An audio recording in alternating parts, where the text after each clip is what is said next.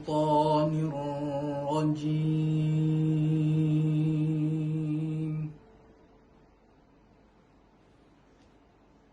بسم الله الرحمن الرحيم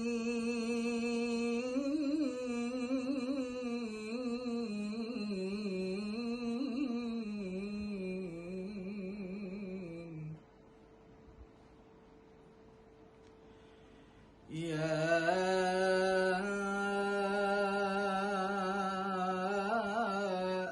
أيها الذين آمنوا اذكروا نعمة الله عليكم إذ هم قوم أن يبسطوا إليكم أيديهم فكف أيديهم عنكم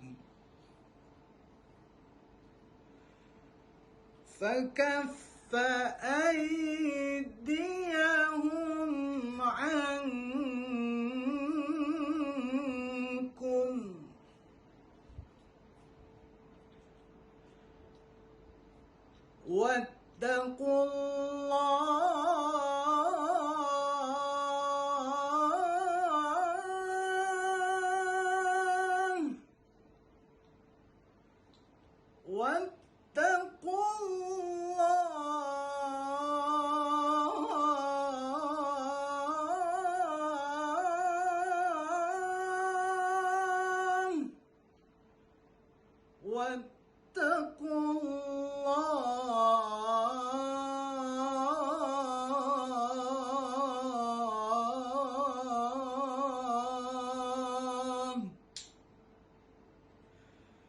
وعلى الله فليتوكل المؤمنون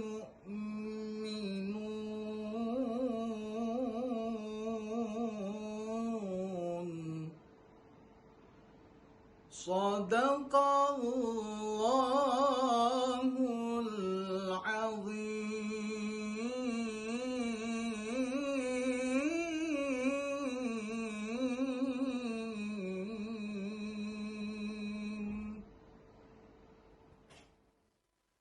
Bismillahirrahmanirrahim. Alhamdulillahi rabbil alamin. Wassalatu wassalamu ala asyrafil anbiya wal mursalin wa ala alihi wa sahbihi ajma'in. Rabbi syrahli sadri wa yassirli amri wahlul 'uqdatam min lisani yafqahu qawli. Assalamualaikum warahmatullahi wabarakatuh. Bertemu kita kembali dalam kuliah mingguan kita, yaitu kuliah tadabbur Al-Quran di page Masjid Imam Haji Awang Hashim Pekan Sipitang. Alhamdulillah, pada hari ini kita akan kupas sedikit surah Al-Maidah ayat 11. Sebelum itu saya perkenalkan dahulu panel-panel yang rasanya tidak asing lagi dalam kuliah ini. Untuk yang panel yang pertama, saya perkenalkan beliau adalah Al-Fadil Ustaz Muhammad Hanafi Jafarsat, merupakan pegawai tadbir agama Jabatan Hal Ehwal Agama Islam Negeri Sabah di daerah Sipitang. Apa kabar Ustaz? Alhamdulillah. Sehat-sehat aja bila orang Indonesia. Alhamdulillah, sehat-sehat aja. Oke, seterusnya kita ada bersama dengan panel yang rasanya diperkenalkan pun memang kenal sudah. Ini panel kita kedua memang setiap minggu istiqamah dalam kuliah tadabbur kita. Ustadz Muhammad Rizwan bin Kapten merupakan juga kaki tangan Jabatan Hal Ehwal Agama Islam Negeri Sabah di daerah Sipitang. Ustadz, Assalamualaikum Ustaz. Waalaikumsalam warahmatullahi wabarakatuh. Alhamdulillah, cantik baju Ustaz. Baju untuk Palestin nampaknya. Masya Allah. Ustaz pun nampak cantik.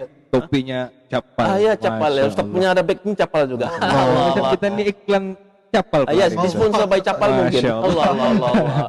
Oke, berbalik kepada apa yang kita utarakan tadi dalam surah Al-Maidah ayat 11 ini. Sebentar tadi kita nampak, kita dengar Al-Fadil Ustaz Nafi mengalunkan taranum-taranum beliau dengan surah ayat ini. Ustaz Nafi, taranum apakah yang Ustaz baca tadi? Sila boleh kongsi bersama kita. Oke, taranum yang sebentar tadi saya bacakan itu ialah Taranum Soba amat bersesuaianlah dengan ayat kita pada malam ini. Terima kasih. Oh, ayat soba.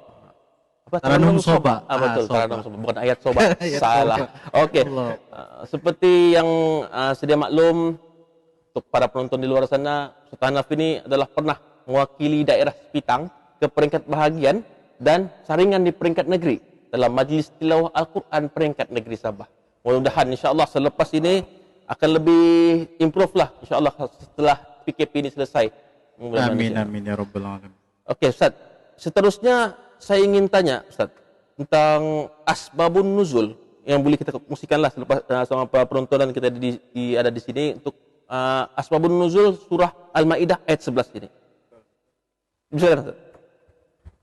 Alhamdulillahirabbil alamin. Wassalatu wassalamu ala asyrafil anbiya'i wal mursalin wa ala alihi wa sahbihi ajma'in. Amma ba'd. Terima kasih sahabat saya sebagai moderator kita pada malam ini, yaitu Al-Fadil Ustaz Faza yang merupakan penyelia kafah di daerah Beaufort. Agak Betul. jauh juga Ya. dari Jauh. Beaufort pergi sini, Ya. Sepitang. Kerja saja di Beaufort Ustaz, tapi tinggal di sini, di kerja, Sepitang. tapi orang sini juga Ya, rupanya. orang sini juga. Alhamdulillah, kita balik kepada soalan yang Al-Fadil Ustaz Faza. Soal tadi berkenaan dengan asbabun nuzul ayat ke-11 surah Al-Maidah ini, dan sebelum itu saya ucapkan jugalah banyak-banyak terima kasih kepada Al-Fadil Ustaz Muhammad Ridwan yang merupakan sahabat saya juga, yang handsome boy, sentiasa handsome boy setiap mingguan program sesi tadabbur kita pada malam ini.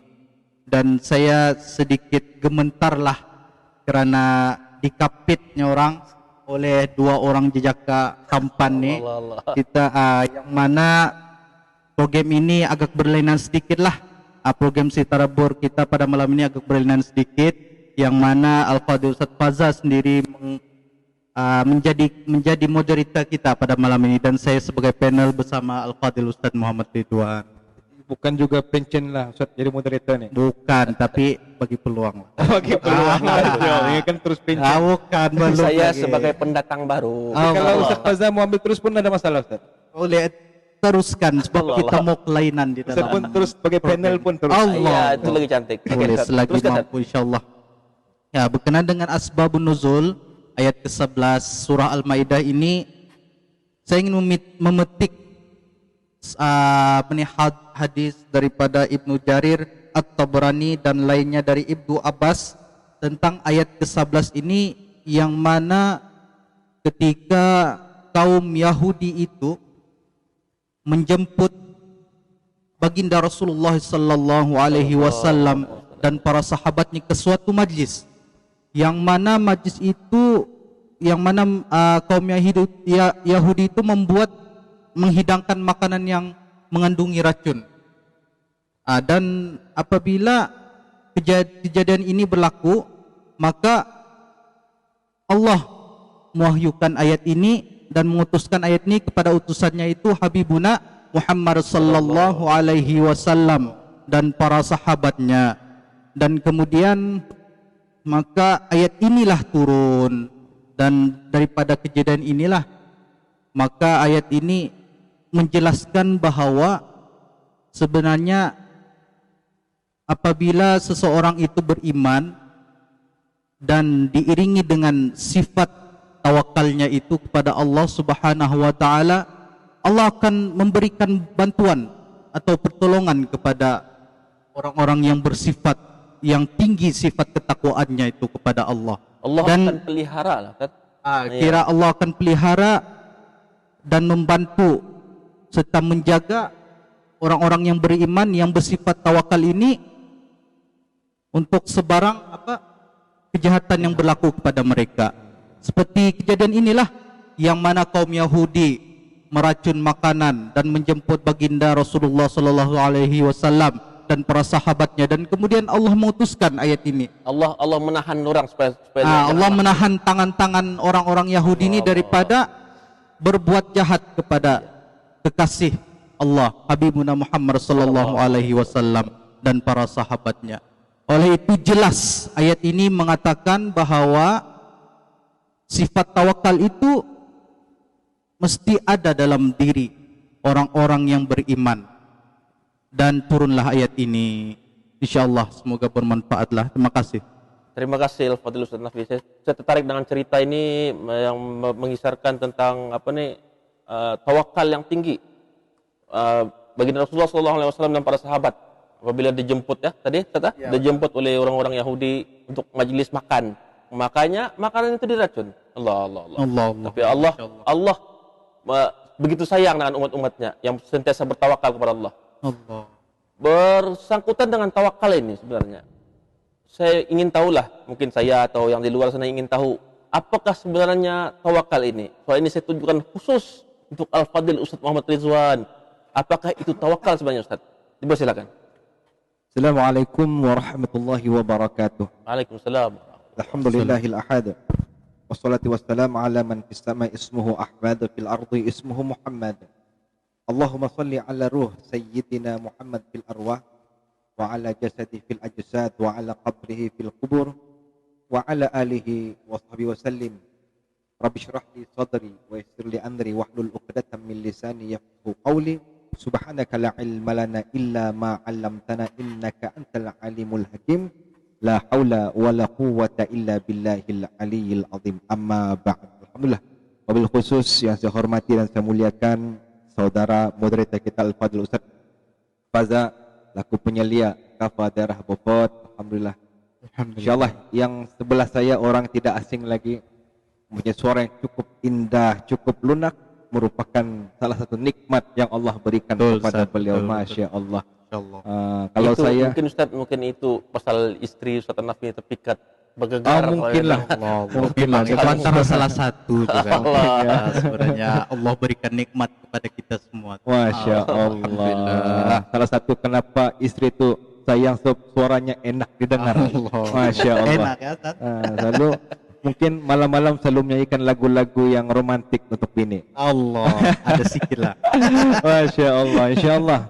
Saudara-saudara seiman seagamaku yang bersama kami pada malam ini, di mana sahaja Anda berada yang melihat secara live pada malam ini, insya Allah, bila Ustaz Faza katakan apa yang dimaksudkan dengan bertawakal, ketahuilah bahwa secara ringkasnya Ustaz, bertawakal kepada Allah itu adalah kau menyerahkan ataupun menyandarkan baik diri zahir dan batinmu kepada Allah Subhanahu wa ta'ala, ataupun artinya mempergantungkan seluruh urusan dunia maupun akhiratmu kepada Allah Subhanahu wa ta'ala, meyakini ia dalam hatinya la haula wa la quwwata illa billahil aliyil azim. Dia menyatakan, berpegang ia dengan ikrarnya mengatakan, aku mengerti, aku memahami bahwa tidak ada yang punya daya upaya, kudrat dan iradah di atas permukaan dunia ini melainkan semuanya kudrat dan iradahnya Allah Subhanahu wa ta'ala. Sahabat penonton yang dimuliakan oleh Allah Subhanahu wa ta'ala, ketahuilah juga bahwa sifat tawakal ini adalah sifat yang lahirnya daripada hati, dianugerahkan oleh Allah Subhanahu wa ta'ala. Mereka orang-orang yang bertawakal ini Ustaz, dicintai dan diagungkan oleh Allah Subhanahu wa ta'ala. Kenapa? Mereka ini menyandarkan segala urusan mereka kepada Allah. Mereka menyadari bahwa setiap yang mereka lakukan di dunia ini semuanya pasti ada campur tangan Allah Subhanahu wa ta'ala. La tataharraku dzarratun illa biiznillah. Tidak akan bergerak walau sekecil zarrah pun perbuatan di atas permukaan dunia ini melainkan ada padanya kudrat dan iradahnya Allah yang senantiasa berserta dengannya. Masya Allah. Begitu hebatnya Allah Subhanahu wa ta'ala. Maka kenapa kita itu Allah suka untuk senantiasa bertawakal kepadanya, dan kenapa orang yang bertawakal ini hidupnya akan tenang, hidupnya akan ceria, hidupnya akan senantiasa tersenyum dalam melakukan apa sahaja rutin hariannya. Kenapa? Kalau kita lihat orang yang bertawakal ataupun menyandarkan hidupnya kepada makhluk itu Ustaz, pasti akan kecewa. Contoh, kalau kita sandarkan hidup kita kepada raja, raja Ustaz pasti akan mati. Matainya kita. Kita dengar tuh selalu Ustaz Nabi pun selalu kalau di office nyanyi, orang kaya mati, orang miskin mati, raja-raja mati, semua pasti akan mati. Nah, kalau kita menyandarkan hidup kita kepada raja, raja itu mati, maka kita pun hancur. Indada lagi tiada lagi mau tempat bergantung. Apalagi kalau kita sandarkan hidup kita pada orang kaya, Ustaz. Kita sandarkan hidup kita, kita bergantung kepada orang kaya. Konon orang kayalah yang memberikan kita rezeki, orang kayalah yang memberi kita makan, maka orang kaya itu kalau jatuh miskin, kita pun kelaparan. Ustaz. Kenapa? Subhanallah, bergantung kepada makhluk. Bergantunglah ataupun bersandarlah sepenuh kehidupanmu kepada Allah. Kenapa Ustaz? Allah itu tidak pernah akan hancur. Kullu man 'alaiha fan, segala-galanya pasti akan hancur, pasti akan binasa. Wa yabqa wajhu rabbik, yakni kecuali wajah keagungan Tuhanmu yang tetap akan kekal selama-lamanya. Nah, kalau kita bersandar pada raja, raja akan musnah. Kalau kita bersandar pada orang miskin, orang kaya akan jatuh miskin bila-bila masa. Tapi kalau kita bersandar kepada Allah, Allah tidak pernah akan runtuh, Allah tidak pernah akan hancur, Allah tidak pernah akan musnah, dan martabat ketuhanannya Allah itu tidak pernah akan turun, kekal pada martabatnya. Subhanallah. Itulah yang mungkin boleh saya kongsikan untuk mukaddimah kita nih Ustaz. Masya Allah. Mukaddimah baru tu Ustaz? Baru mukaddimah nih Ustaz. Masya Allah. Mungkin baru pembukaan kita tentang tawakal, dan tawakal itu juga adalah ciri orang yang beriman. Bila Allah katakan surah Al-Mu'minun yang mana wa idza tuliyat alaihim ayatu zadatuhum imana wa 'ala rabbihim yatawakkalun. Orang-orang yang beriman itu katalah cirinya salah satunya mereka bertawakal kepada Allah Subhanahu wa taala, menyandarkan sepenuh kehidupannya kepada Allah Subhanahu wa taala. Wallahu a'lam. Terima kasih Al-Fadhil Ustaz Ridwan. Alhamdulillah saya dapat nampak satu tips tadi. Apabila kamu bertawakal kepada Allah, Allah akan lebih menyayangi kamu. Allah akan pelihara kamu. Tips yang saya dapat tadi pada Ustaz Ridwan. Alhamdulillah, terima kasih Ustaz. Masya Allah. Oke, berbalik pada ayat tadi Ustaz, saya ingin tanya sedikit lah Ustaz Nafi mengenai dengan hukum tajwid yang boleh kita keluarkan dalam ayat 11 ini dalam surah Al-Maidah. Ustaz, silakan Ustaz. Terima kasih saudara mendengar kita. Penonton di luar sana mungkin boleh buka Al-Quran, mungkin ada yang menonton di rumah ataupun di dalam perjalanan ke dalam kereta ke manakah, boleh buka Al-Quran surah Al-Maidah ayat ke-11, dan saya lihat di sini ada beberapa hukum tajwid yang saya akan keluarkan lah, dan saya akan coba huraikan di sini. Kita lihat di situ pada kalimah idh hamma qaumun ayyabsutu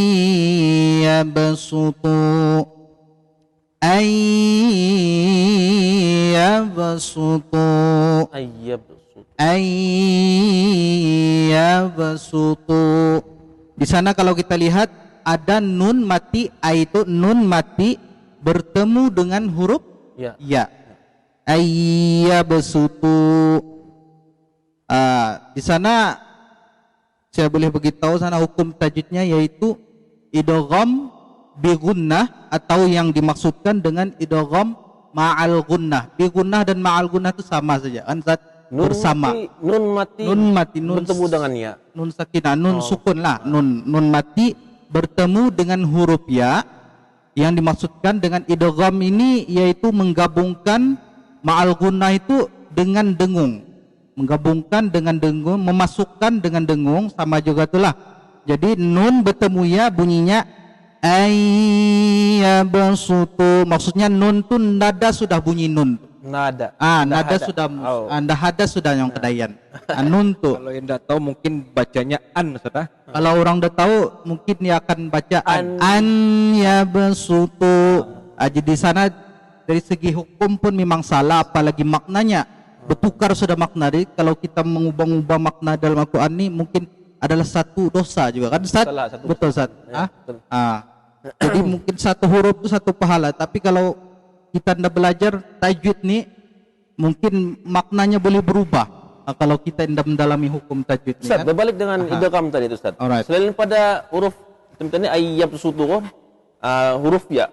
Huruf apa lain yang selain daripada dalam idgham hukum idgham? Oke. Untuk idgham nih sebenarnya ada 6 huruf. Kalau idgham saja. Idgham saya ada 6 huruf. Paling simple, paling senang untuk kita ingat, sebut saja yaur malun.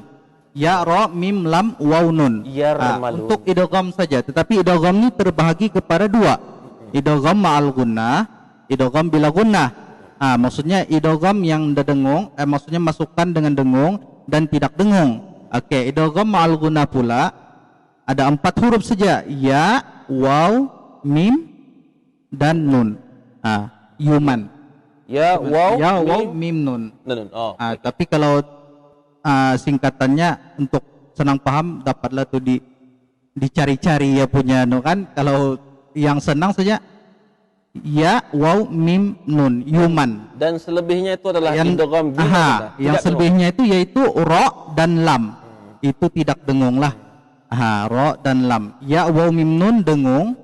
Kayak contoh ayya besutu, dan mendengungkan itu pun ada stylenya nih orang ada stylenya. Okay. Maksudnya bunyi itu dia ada di hidung. Ayya besutu dengan 2 harkat.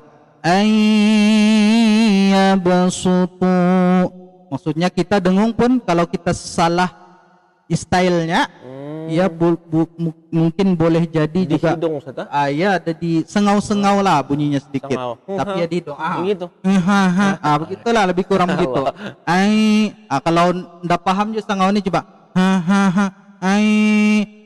Tapi jangan ya itu tetap makhrajnya ya besutu idgham ma'al gunnah. Alhamdulillah. Oke. Terusnya untuk kalimah yang satu saya dapat kesan di sini hukum tajwidnya yaitu fakaffa aydiyahum ankum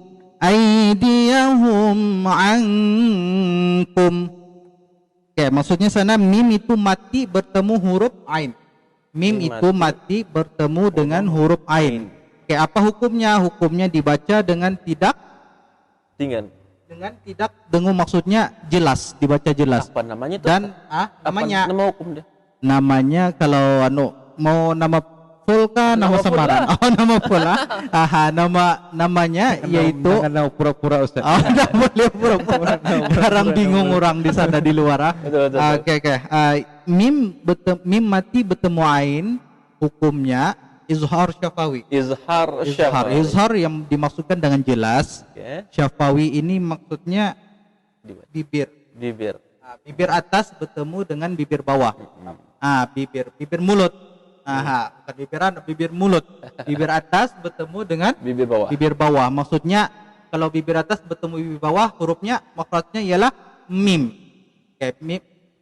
Bibir atas bibir bawah maksudnya huruf mim.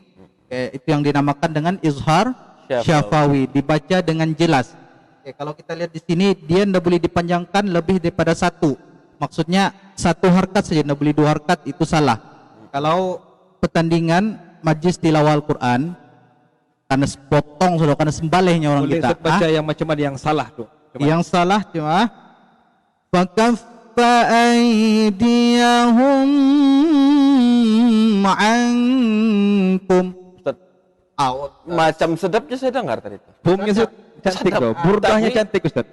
Burdah sadap, tapi kalau hakim mendengar sadap kah kau macam suara Awi kah, macam suara Ridwan kah, macam suara saya kah, Sembalik tetap sembalik. Tetap dipotong Ustaz, walaupun Tetap. burdahnya cukup indah. Walaupun bergulung-gulung, berpuluh-puluh tingkat burdahnya, tetapi tetap kalau salah tetap Jadi salah. maksudnya Ustaz di sini ialah mesti dizahirkan, dizahirkan lah. Zahirkan Disebut dengan maksudnya mim tu lah. Mim mati tu. dijelaskan tuh mim tuh dijelaskan. Maksudnya ia ndak boleh mim tuh ada dengung sedikit. Maka ia salah sudah, macam aidiyahum an, itu pun salah. Ya mesti aidiyahum ankum, aidiyahum an. Ia ndak, bukan jawab berhenti, tetapi ya mim itu dijelaskan. Aidiyahum ankum. Dalam satu nafas lah Ustaz. Begitu. Dalam satu napas, dalam satu kalimah lah, maksudnya kalimah satu dan kalimah ayat dalam satu kalimah lain lah. Alhamdulillah, terima kasih Ustaz. Alhamdulillah Terima kita kasih, dapat wallahu berkongsi hari a'lam. ini ilmu tajwid. Yang diperkenalkan tadi ada dua hukum, yaitu idgham ma'al gunnah dan satu lagi izhar syafawi. Betul Ustaz. Alhamdulillah. Malam ini kita dapat satu lagi ilmu tajwid. Ada dua ilmu tajwid, yaitu idgham ma'al gunnah dan izhar syafawi. Alhamdulillah. Terima kasih Ustaz. Sama-sama. Jadi berbalik kepada Ustaz Rizwan. Soalan Ustaz ni ada killer sedikit Ustaz. Ustaz bolehkah beri kesimpulan daripada apa yang terjemahan daripada ayat 11 ni Ustaz? Jadi, silakan Ustaz. Allah. Allahumma salli ala sayyidina Muhammad rahmatan lil alamin. Ingat tadi soalan killernya tu soalannya ditanya tajwid. Kalau itu tajwid Masya Allah. Masya Allah. Mungkin Memang saya gulung tikar. gulung tikar. Pasal hol dulu Ustaz. Okey. InsyaAllah bila berbicara tentang kesimpulan daripada ayat tersebut, sana menjelaskan sama seperti yang Ustaz Hanafi katakan tadi, bahwa orang yang bertawakal kepada Allah itu pasti akan dibantu oleh Allah Subhanahu wa taala. Kenapa mereka yang bertawakal ini Ustaz? Mereka ini meyakini bahwa Allah itu hebat, Allah itu kuat, dan Allah itu mampu, dan yang paling besar adalah sifat Ar-Rahman Ar-Rahimnya. Kalau kita mengenal bahwa sifat Ar-Rahman Ar-Rahimnya Allah itu menunjukkan bahwa Allah itu prihatin kepada hamba-hambanya. Allah itu pasti akan membantu, menolong hamba-hambanya. Syaratnya senantiasa kita itu bertawakal kepada Allah Subhanahu wa taala. Nah, dalam kehidupan kita itu Ustaz, kita itu tujuan pertamanya untuk senantiasa merapatkan hubungan dengan Allah Subhanahu wa taala. Dan syarat utama, ada 4 syarat orang itu supaya senantiasa hubungannya dengan Allah itu terjalin. Kalau 4 syarat ini tidak kita lakukan, maka akan meretaklah hubungan tersebut. Nah, antaranya yang pertama sudah pasti berkaitan dengan keimanan kita kepada Allah Subhanahu wa taala. Orang yang beriman itu pasti meyakini akan keagungan kekuasaan Allah Subhanahu wa taala. Nah, yang kedua daripada keyakinan tersebut, maka dia beramal ibadah kepada Allah Subhanahu wa taala. Karena untuk mendapatkan pertolongan kepada Allah itu mestilah kita memohon ataupun melaksanakan apa yang diperintahkan oleh Allah Subhanahu wa taala. Nah, setelah kita beriman, setelah kita beramal ibadah kepada Allah, memperzahirkan amalan ibadah kita kepada Allah. Nah, yang ketiga mestilah kita belajar ilmu. Ilmu maksudnya di sana mempelajari kau apa tentang amal yang ingin kau lakukan. Kau ingin bersedekah contohnya, belajarlah ilmu bersedekah yang diajarkan bagaimana oleh Habibuna Muhammad sallallahu alaihi wasallam menjalankan sedekahnya. Nah, kalau sifat tawakal, belajar kita bagaimana sifat tawakal kepada Allah Subhanahu wa taala. Nah, yang keempat ini sangat-sangat penting Ustaz, yaitu ikhlas kepada Allah Subhanahu wa taala. Nah, orang yang bertawakal itu dia ikhlas. Setelah dia melakukan satu perkara, contohnya Ustaz, berbisnis nih. Sekarang nih PKP nih Ustaz, banyak kesian juga saudara-saudara kita yang berbisnis, mungkin ada tergendala sedikit Ustaz, diorang punya perniagaan. Nah, bila dikaitkan dengan tawakal, orang yang berbisnis itu, mereka ini, kenapa dikatakan mereka ini dikatakan antara bisnis yang sangat-sangat dianjurkan oleh Rasulullah. 99% rezeki itu ada pada berniaga. Kenapa? Orang yang berniaga sifat tawakalnya cukup tinggi, Masya Allah. Mereka berusaha, di samping berusaha mereka bertawakal. Nah, setelah mereka berusaha tersebut, mereka bertawakal, di sanalah terjadinya sifat tawakal mereka. Untung atau rugi bergantung kepada Allah Subhanahu wa Ta'ala. Setelah berusaha dan akhirnya mendapatkan keuntungan ataupun mendatangkan kerugian, mereka ikhlaskan, reda, maka saat itu mereka tenang. Kenapa? Saat mereka melakukan sesuatu itu, mereka sudah bersandar kepada Allah Subhanahu wa Ta'ala. Tapi yakinlah, mereka yang bertawakal kepada Allah itu pasti dibantu oleh Allah Subhanahu wa Ta'ala. Nah, tadi Ustaz ada 4. Pertama, keimananmu kepada Allah. Yang kedua, kalau kau hanya beriman tapi tidak kau memperzahirkan, membuktikan keimananmu dengan amal-amal ibadahmu, yakni amaliyah ta'abbudmu kepada Allah, tidak orang bilang tidak sempurna, Ustaz. Kemudian kalau sudah cukup dengan keimanannya, cukup dengan amal ibadahnya, nah perlu juga pada ilmu. Bagaimana kita ni mau beramal kepada Allah kalau tidak punya ilmu? Nah, yang terakhir tadi, yang keempat Ustaz, ikhlas. Kau ikhlaskan, reda kepada Allah Subhanahu wa Ta'ala, sama ada yang didatangkan, yang diberikan oleh Allah itu sama ada baik ataupun buruk. Subhanallah. Nah, untuk yang terakhirnya Ustaz, untuk mereka yang belajar menerapkan sifat tawakal dalam kehidupan mereka itu yang pertama sekali Ustaz, mestilah mengenal Allah Subhanahu wa Ta'ala. Hatinya, pikirannya senantiasa bermakrifah ataupun mengenal Allah Subhanahu wa Ta'ala. Saat ia sudah kenal dengan Allah, memahami ia tentang Allah, maka sifat tawakalnya pasti akan hadir. Kenapa? Dia kenal Allah itu hebat, dia kenal Allah itu berkuasa, dia kenal ala innahu bikulli syai'in muhit, yang mana kekuasaan, keagungan Allah itu menyeliputi atas segala sesuatu. Subhanallah. Itulah di antara yang saya dapat berikan kesimpulan terhadap perbincangan kita Ustaz pada malam ini. Mudah-mudahan Allah itu memberikan sifat tawakal dalam diri kita. Dalam kita berusaha, jangan juga kita berusaha Ustaz, disuruh juga berusaha, itu adalah sunnatullah. Berusaha untuk mendapatkan sesuatu. Setelah berusaha, contoh kita belajar Ustaz, kita berusaha untuk menjadi orang pandai, dan setelah itu kita serahkan kepada Allah. Yang datang itu ataupun yang baik ataupun yang buruk, semua itu diserahkan kepada Allah Subhanahu wa Ta'ala. Maka mungkin itu saya dapat sampaikan untuk program kita pada malam ini. InsyaAllah mudah-mudahan bermanfaat. Bertawakallah kita kepada Allah, karena orang yang senantiasa bertawakal kepada Allah itu, insya Allah Allah sangat cinta dan Allah sangat sayang kepada dirinya. Wallahu a'lam. Terima kasih Al-Fadhil Ustaz. Balik-balik dicakapnya. Ini saya dapat fungsi macam las sudah itu kan saya ditanya. Oke, alhamdulillah para penonton di luar sana kita dapat 4 tips daripada Al-Fadhil Ustaz Izwan tadi. Yang pertama, ingatlah mesti kita ada keimanan, beriman kepada Allah, kemudian kita ada beramal kepada Allah. Yang ketiga ialah beriman, beramal, berilmu dan ikhlas. Ada 4. Ingat menonton di luar sana, insyaallah. Alhamdulillah kita sudah sampai di penghujung kuliah tadabbur kita tadi. Mungkin sedikit sebanyak ada sedikit memberi manfaat lah pada para penonton di luar sana, insyaallah. Kita akan berjumpa pada minggu hadapan, dan lagi sekali saya mengucapkan jutaan terima kasih kepada ahli panel kita yang sudi mengupas ayat surah Al-Maidah ayat 11 ini.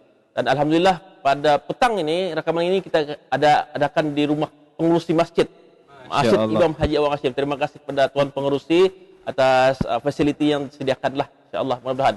Jadi apa yang baik datang daripada Allah Subhanahu wa Ta'ala, dan mungkin kelemahan saya sendiri sebagai moderator, dan saya mohon maaflah kepada semua. Kita berjumpa pada minggu hadapan. Sekian, assalamualaikum warahmatullahi wabarakatuh.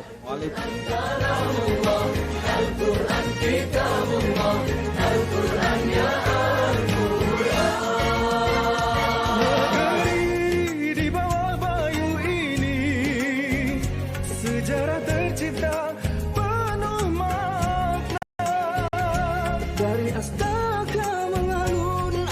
ayat suci melewati gemanya di sempadan jagat maya.